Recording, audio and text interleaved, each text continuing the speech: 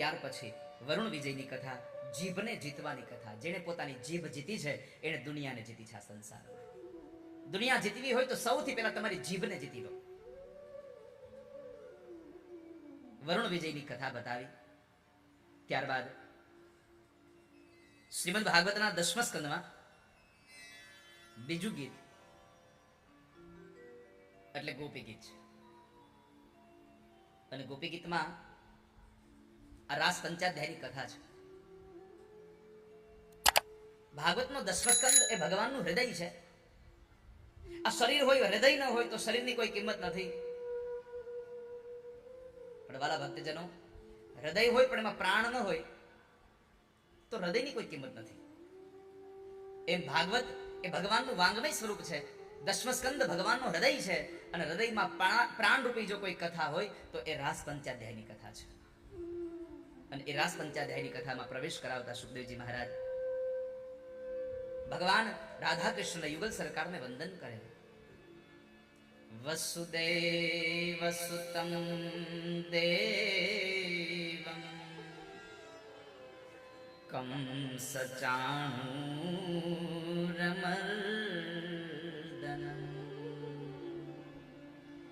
દેવકી પરમાનંદમ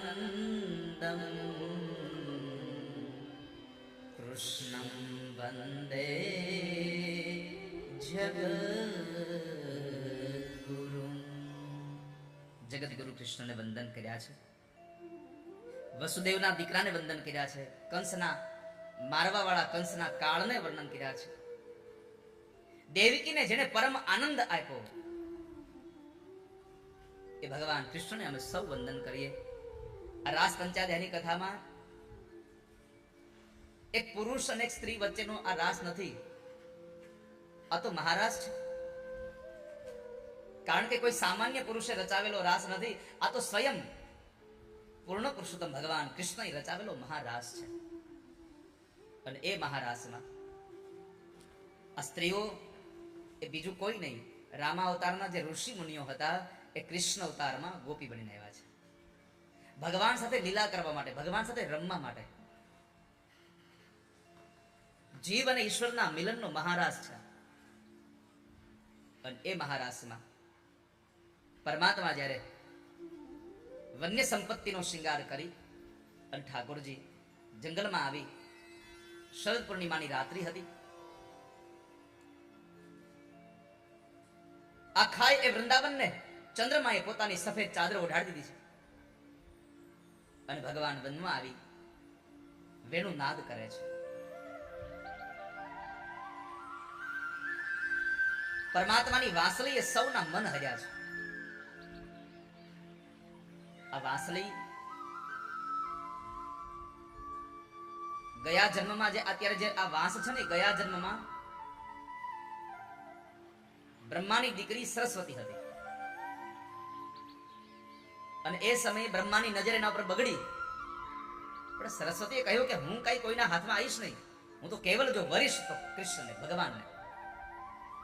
એટલે બ્રહ્માએ એને શ્રાપ આપ્યો કે તું જડ થઈશ, જા. સરસ્વતીએ ભગવાનનું આરાધન શરૂ રાખ્યું. પરમાત્મા પ્રસન્ન થયા. પરમાત્માને કીધું પ્રભુ મને સ્વીકારો. ભગવાને કીધું આ જન્મે નહીં, તમને બીજા જન્મે સ્વીકારીશ. સરસ્વતી કહ્યું પણ બીજા જન્મે તો મારા પિતાજીનો શ્રાપ છે, હું જડ બનીશ. ભગવાને કીધું કઈ વાંધો નહીં, તું ભલે જડ બને પણ હું તારામાં એવો પ્રાણ પૂરીશ, આ સંસારનો ચેતન જીવાત્મા એ સમયે જડ બની જશે. તો ચિંતા ના કરીશ. એ સરસ્વતી બીજા જન્મમાં વાંસળી બનીને આવે છે અને ભગવાન સુધી પહોંચે છે. એ ભગવાને વેણુ નાદ કર્યો.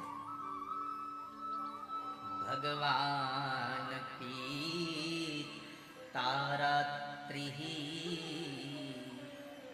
શરદોત્ફુલ્લ મલ્લિકા વિક્ષરંતુમ મનશ્ચક્રે યોગ માયા ઉપાશ્રિત. યોગ માયાને સાથે લઈ પ્રભુએ વેણુ નાદ કર્યો અને ભગવાનની વાંસળી સાંભળી અને બધી ગોપીઓ કાયમના માટે બધી ગોપીઓ ભેગી મળીને આવતી હતી. પણ આજે રાત્રિના સમયે જ્યારે વેણુ સંભળાણી, જેટલી ગોપીઓને પોતાના કાનમાં ભગવાનના વેણુનો નાદ સંભળાયો બધી ગોપીઓ નીકળી પડે છે. ભાગવતજીમાં લખ્યું છે કે ઘણી ગોપીઓ તૈયાર થવા રોકાણી છે, ઘણી ગોપીઓ એમનેમ ભાગી છે. ઘણી ગોપીઓના હાથની અંદર હજી છાણ લીપતી હતી, એ પણ છોડી દીધું. આંગણું લીપતી હતી, છોડી દીધું. હાથ ધોયા નથી. ઘણી ગોપીઓ તૈયાર થઈ, પરંતુ આશ્ચર્ય એ હતું કે ગોપી પોતાના કૃષ્ણને મળવા માટે એટલી બધી લાલાયિત હતી, એટલી બધી આતુર હતી ભગવાનને મળવા માટે. પગમાં પહેરેલા ઝાંઝર એને કાનમાં લટકાવ્યા, પગના ઝાંઝર કાનમાં પહેરી, આંખનું કાજળ સેથો પૂરી અને નીકળી છે. ગોપીઓ નીકળી જાય છે. ભગવાન કૃષ્ણ પાસે આવે છે. પરમાત્મા પાસે જ્યારે આવે છે,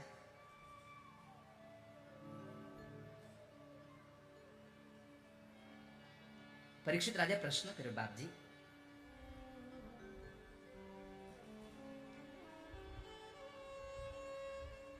આ ગોપીઓને તો કૃષ્ણ મળ્યા, એમાં સમજાતું નથી કેમ? એ ભગવાન ક્યાં માનતી હતી? એ તો પતિ માનતી હતી, તો એને ભગવાન મળ્યા. સુખદેવજી મહારાજ કહે છે, રાજા બહુ સુંદર વાત કરી છે. કામાદ દ્વેષાદ ભયાદ સ્નેહાદ યથા ભક્તેશ્વરે મનઃ. કામથી, દ્વેષથી, ભયથી કે સ્નેહથી એકવાર પણ ભગવાનમાં મન પોરવાઈ જાય અને ભગવાન મળે મળે ને મળે, એમાં સંશય નથી. પેલો શિશુપાલ ભગવાનને ગાળો દેતો દેતો પણ જો ભગવાનમય બની ગયો હોય, કંસ ડર રાખતો રાખતો એનો દુશ્મન માનતો માનતો પણ જો ભગવાનમય બની ગયો હોય, તો ગોપીઓ તો એનો પતિ માને છે. કેમ ભગવાન ના મળે? અમારો પતિ છે કૃષ્ણ, અને એના માટે જ બધું છોડીને આવી છે. સંસારના પોતાના દીકરાઓને, પોતાના પતિને, પોતાના મા બાપને, પોતાના સાસુ સસરાને બધાને છોડીને ગોપીઓ આવી છે. કોને કેવો લાગતો હતો કૃષ્ણ? કોને કેવા ભાવમાં ભજ્યા છે? ગોપ્યઃ કામાદ. ગોપીઓને અંદર કામ હતું, કામથી કૃષ્ણ જોયા. ભયાત કંસો. કંસ કૃષ્ણને માટે કંસને દ્વેષ એટલો બધો થઈ ગયો. શાસ્ત્રમાં લખ્યું છે મહાપુરુષોએ કે એટલો બધો એને કૃષ્ણ પ્રત્યેનો કાળ થઈ ગયો, જ્યાં પણ કાળી વસ્તુ જોવે ને ત્યાં કૃષ્ણ દેખાય. જો આવ્યો કૃષ્ણ, દરેક કાળી વસ્તુમાં કૃષ્ણ દેખાય ને.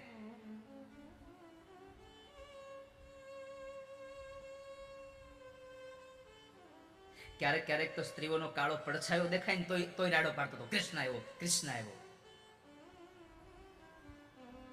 આમ દરેક વસ્તુમાં, કાળી વસ્તુમાં કૃષ્ણને જ્યારે એને ભાસ થવા લાગ્યો, એ દ્વેષમાં ને દ્વેષમાં, ભયમાં ને ભયમાં કૃષ્ણમય બની ગયો, તન્મય થઈ ગયો. જીવનમાં એક જ આપણો નિર્ણય છે, કૃષ્ણમય બનવું છે, તન્મય થવું છે.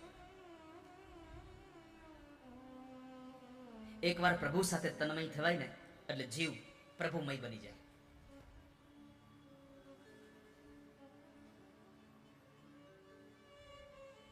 અને એકવાર પ્રભુમય જીવન બની જાય પછી એનામાં દુર્ગુણો રહી ન શકે ક્યારે. જે ભગવાનમય છે એને ક્યારે દુર્ગુણો આવતા જ નથી.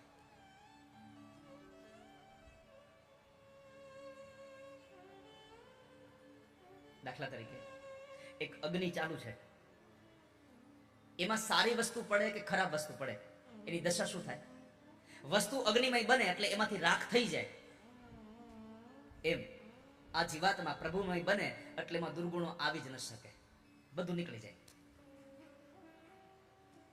ગોપીઓ કામથી, કંસ ભયથી, શિશુપાલ દ્વેષથી, વૃષ્ણિઓ એટલે કે યાદવો સંબંધથી, પાંડવો પ્રેમથી અને નારદ ભક્તિથી આવી રીતે ભગવાનમય બન્યા છે. બધા લોકો પરમાત્મા મય બન્યા છે.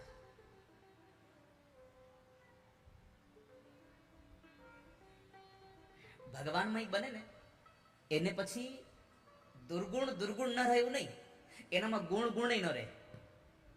એના ગુણો છૂટી જાય અને દુર્ગુણ છૂટી જાય. બસ કેવલ એક જ તત્વ સાથે હોય, પરમાત્મા, પ્રભુ સિવાય કશું નહીં. જેને ભગવાનમય બન્યા છે, સતત પરમાત્મામય રહેજો. આમ ગોપીઓ તન્મય બની કામથી પ્રભુને પ્રાપ્ત કર્યા છે, સમર્પિત થઈ ગઈ છે. ભગવાને એક જગ્યાએ કહ્યું છે કે જે મારામય બને છે એનું કામ પણ કામ નથી રહેતો. નમૈયાવેશિત ધિયામ કામઃ કામાય કલ્પતે ભર્જિતા કથિતા ધાના પ્રાયો બીજાય નેશતે. ભગવાન કહે છે કે જેણે પોતાની બુદ્ધિ એટલે કે વિચારો અને મનને પરોવી દીધા છે એને કામ કામ રહેતું નથી. દાખલા તરીકે અનાજના દાણાને તમે પલાળી દો અથવા તો એને શેકી નાખો અને પછી એને વાવો. અહીં ખેડૂતો બેઠા છે.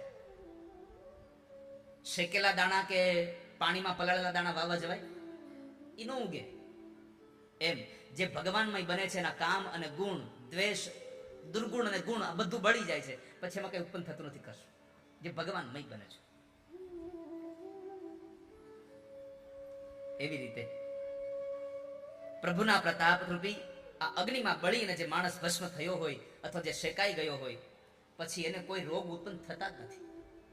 એમાં કશું ન ઉગે. ગમે એટલું તમે ખાતર નાખો, ગમે તેટલું પાણી નાખો, ગમે તેટલી દવા છાંટો, એનું અંકુર ન ફૂટે. જે શેકાઈ ગયા છે એમ ભગવાનના તાપથી જે લોકો તપી ગયા છે એને સંસારમાં ક્યારેય પણ કામના કે રાગ દ્વેષના એના છોડ ઉગતા નથી પછી ક્યારેય.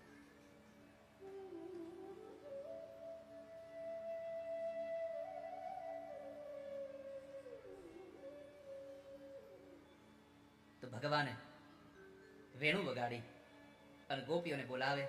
ગોપીઓ આવે છે. સ્વાગતમ વો મહાભાગા, સ્વાગતમ વો મહાભાગા. હે ભાગ્યશાળીઓ, તમે આવો, હું શું તમારું સ્વાગત કરું? સ્વાગતમ વો મહાભાગા પ્રિયમ કિમ કરવાણી વહ. તમારું સ્વાગત કરું પણ તમને પ્રિય શું છે? તમને જે ગમતું હોય આપું. આટલું કહ્યા પછી ભગવાને કહ્યું વ્રજસ્યાનામયં કચ્ચિ. વ્રજસ્યાનામયં કચ્ચિ. આ અડધી રાત્રે અહીંયા જંગલમાં વૃતા ગમન કારણ. શું કામે? સ્ત્રીઓ અત્યારે જંગલમાં ન શોભો તમે. પતિ સ્ત્રી ભીર નહાતવ્યો લોકેપ્સુ વિરપાતકી. તમે ન શોભો અત્યારે અહીંયા. અત્યારે સ્ત્રીઓએ પોતાના પતિ પાસે, પોતાના બાળકો પાસે રહેવું જોઈએ, ઘરમાં રહેવું જોઈએ. રાત્રિના સમયે સ્ત્રીઓ જંગલમાં ન શોભે. ચાલ્યા જાઓ પાછા. શું કામ આવ્યા છો? ગોપીઓને બહુ દુઃખ લાગી ગયું કે કૃષ્ણ અમને આમ આમ આમ કાઢી મૂકે છે.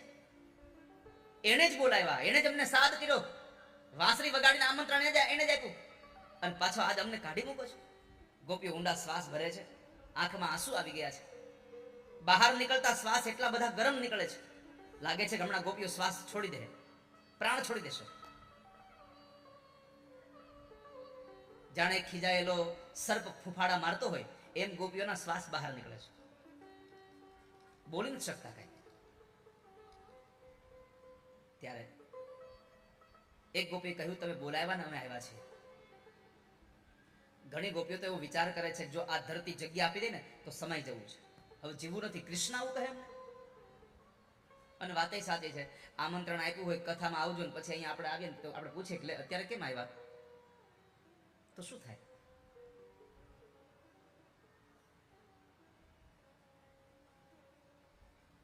તો શું થાય?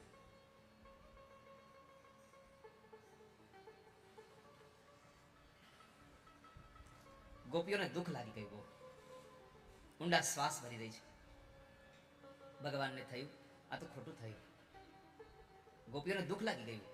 ગોપીઓ રિસાઈ ગઈ ભગવાનથી. ભાગવતજીમાં લખ્યું છે કે જેટલી ઋષિ પત્નીઓ હતા એ બધા વયા ગયા, ગોપીઓ રોકાઈ ગયા. ગોપીઓ કીધું અમે ક્યાંય જશું નહીં, જે થવું તો ભલે થાય. ભગવાને કીધું તમારો ધર્મ છે,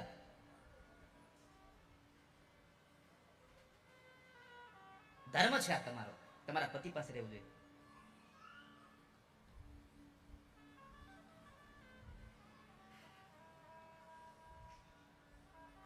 પ્રભુ ધર્મ કરીએ તો શું થાય? ધર્મ કરે એનું મન નિર્મળ થાય, એનામાં પ્રભુ પ્રત્યેની ભાવનાઓ જાગે, અને પ્રભુ પ્રત્યેની ભાવના જાગે તો એને ભગવાન મળે. ગોપીએ કીધું હવે તમે અમને મળી ગયા, પછી હવે બીજા ભગવાનને ક્યાં શોધવા જવા મારે? તમે તો મળી ગયા છો અમને, અમે નહીં જઈએ. ગોપીઓ ગયા નથી. ગોપીઓને દુઃખ લાગ્યું હતું, ગોપીઓ રિસાઈ ગઈ ભગવાનથી. એટલે પરમાત્મા એ ગોપીઓને મનાવવા હાટું વૈકુંઠમાં લઈ ગયા આટો મારવા. ગામડામાં કોઈ ગોપી રિસાઈ જાય તો એને શહેરમાં આટો મારવા લઈ જવો પડે. શહેરની ગોપી રિસાઈ જાય તો એને વિદેશમાં આટો મારવા લઈ જવો પડે, તઈ મેળાવે, નકર માને નહીં. વૈકુંઠમાં ગયા છે ને આમ એટલું બધું ઐશ્વર્ય બતાવ્યું પરમાત્માએ. વૈકુંઠ બતાવ્યું અને પછી કીધું કે ગોપીઓ રોકાઈ જવું છે, અહીંયા રોકાઈ જવું છે. ના, કેમ? અમારું વનરાવન એટલું સારું છે, અમારે વૈકુંઠમાં નથી આવવું કૃષ્ણ, અમે અહીંયા જ રોકાશું, અમારે અહીંયા બરાબર છે. ભગવાન એક વખત આમ આમ આમ આટો મરાવીને પાછા લઈ આવ્યા. આ વાત ઉપરથી સ્વામી એક વાત નક્કી થાય છે કે અત્યારે રિહાઈ જાય તો અત્યારે ફરવા લઈ જવાય એવું નથી, આ તો પહેલેથી આયલું આવે છે. હા, કૃષ્ણ વખતનું આયલું આવે છે, એને ફરવા લઈ જવાનું, ચોપાટીમાં આઈસ્ક્રીમ ખવડાવવાનો, એને ઓલી 6 ફ્લેવર પાણીપુરી ખવડાવવાની. હા, અને પછી એને ઉનાળો હોય તો ગોલો ખવડાવીને, આઈસ્ક્રીમ ખવડાવીને ઘરે લઈ આવવાનું.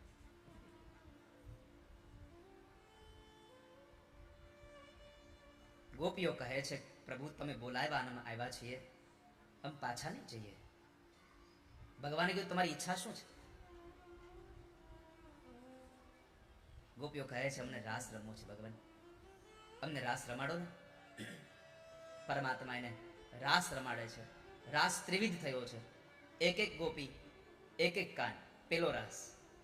બીજો રાસ બે ગોપી બેની વચ્ચે કાન, અને ત્રીજો રાસ ચારે ફરતી ગોપીઓ રમતી હોય અને વચ્ચે ભગવાન કૃષ્ણ રાધાની સાથે રમતા હોય છે. આ ત્રિવિધ રાસ થયો, 3 પ્રકારનો રાસ રચાયો. પણ વાલા ભક્તજનો, અધ્યાત્મ જગતમાં આ વૃંદાવનમાં ગોપીઓ કૃષ્ણ હારે રાસ રમે, ભગવાન વાંસળી વગાડે. અને જો અધ્યાત્મ જગતમાં લઈ જવું હોય, આ હૃદયરૂપી વૃંદાવનમાં અનાહદ નાદ જે આપણી અંદર વાગી રહ્યો છે એ ભગવાનની વાંસળી છે, આત્મા એ કૃષ્ણ છે, અને ચિત્તની જે વૃત્તિઓ છે બધી ગોપીઓ છે. આ ગોપીઓ જે વૃત્તિ, જે આ ચિત્તની વૃત્તિઓ છે એ બધી ગોપીઓને કૃષ્ણની હારે રમાડો તો વાંધો નહીં આવે. આપણા જીવનની બધી જ વૃત્તિઓને પ્રભુ સાથે સંલગ્ન કરી દો, એની સાથે જોડી દો તમે. પ્રભુ અમારે રાસ રમવો છે, અને આ મહારાસ છે વાલા વૈષ્ણવો. ભગવાને કહ્યું છે કે દીકરા દીકરીઓના લગ્નમાં કોઈ રાસ રમે એની કોઈ નોંધ લે કે ન લે, પણ મારા મહારાસમાં જે રાસ રમશે એની નોંધ હું રાખીશ, અને જે મહારાસમાં એક ફેરો મારે એને 84 ફેરામાંથી છોડવાની જવાબદારી મારી છે. એક ફેરો ખાલી લગાવે.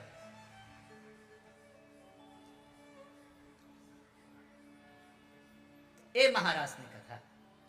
બીજું, ભગવાને કહ્યું કે મારી સામે જે નાચે એને જિંદગીમાં 2 હાથવાળા માણસની સામે નાચવું પડે એવો સમય નહીં આવવા દો કોઈ દિવસ. જે મારી સામે નાચે છે, પ્રભુની સામે નાચશો તો તમારે જિંદગીમાં ખોટો સમય નહીં આવે. ઈશ્વરને સાક્ષી બનાવીને ચાલશો તો જીવનમાં ખરાબ સમય નહીં આવે. ભગવાન કે વહાં દેર હૈ અંધેર નહીં. લોકો ભગવાનને ભજતા હોય, લોકો ભગવાનને ભજતા હોય અને છતાં પોતાનું કાર્ય જ્યારે સંપન્ન ન થાય તો અકળાઈ જાય. મેં ઘણી વાર કહ્યું છે કથાઓમાં કે તમારા ભગવાનને ભજવા છતાં પણ તમારું જે ધાર્યું કામ જો ધાર્યું ન થાય અને તમારે જે પરિણામ જોઈએ છે એના કરતા વિપરીત પરિણામ આવે, ત્યારે પણ પરમાત્મા પ્રત્યેની શ્રદ્ધા રાખજો કે તમારું સારું થવાનું હતું એ જ પરિણામ ઠાકોરજીએ તમને આપ્યું છે આ સંસારમાં, જે તમારું સારું જ થવાનું છે. દ્રઢઈન ચરણન કેરો ભરોસો ચરણ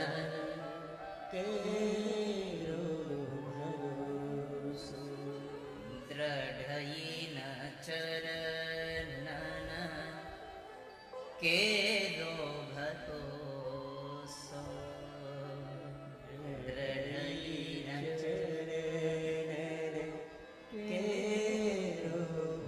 અને ભગવાને ગોપીઓને રાસ રમવાની ઈચ્છા હતી. પ્રભુ એની ઈચ્છાને સંતોષ કરે છે. પરમાત્માએ પેલી લીલા કરી, જેટલી ગોપીઓ છે એટલા કાન બન્યા છે ઠાકોરજી, એટલા સ્વરૂપ ધારણ કર્યા. એક એક ગોપી, એક એક કાન, રાસ રમે શ્રી ભગવાન.